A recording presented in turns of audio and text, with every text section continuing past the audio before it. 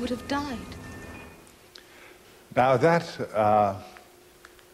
was called The Brain of Morbius, and it was directed by Chris Barry, and it was written by, the name on it will be Robin Bland, which I suspect, I'm not certain of this, I'm not certain of anything, that it is by Robert Holmes. I think that he sometimes wrote under the name of Robin Bland.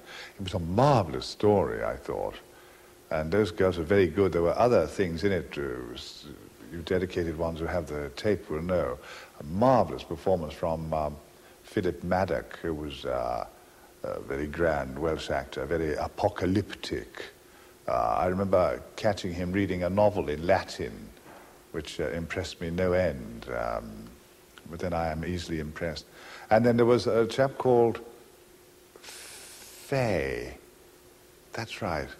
Big chap who played his servant. And there was a wonderful line when Philip had the brain of Morbius and he dropped it. And then he dropped it in a wonderful timing. He said, "Sorry, Morbius," as the brain fell on the floor. That's right. And I think that the girl there playing the High Priestess, who looked like something from Planet of the Apes, with that marvelous deep voice she had, I think her name was Sheila, not Sheila Russell, I didn't know. Her name was Sheila. She was great fun to be with, I remember. But it's all a long time ago. The Brain of Morbius, yes. It's locked! Well, that had to be called, I think, either the invasion of the Crinoids or the Crinoid invasion.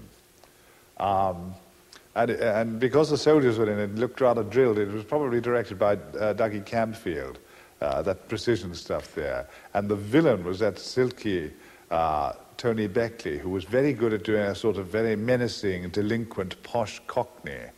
Had a marvellous demented quality. And I caught sight there of John Challis, who, of course, has gone on to, was still in Only Fools and Horses.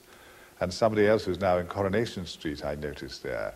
But the idea was that this man, played by Beckley, cared more about plants than he cared about people. This is a point of view which I find very easy to sympathize with.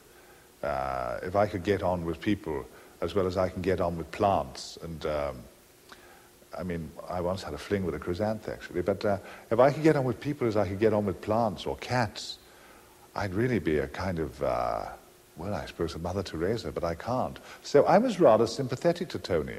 I remember enjoying that story very much, and liking being with John Challis, who does a wonderful impression of James Stewart. And of course, Dougie Camfield was always amusing because of his militaristic attitude.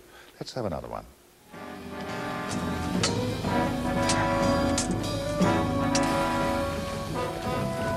Brethren, coming out of the ground like rats, sire.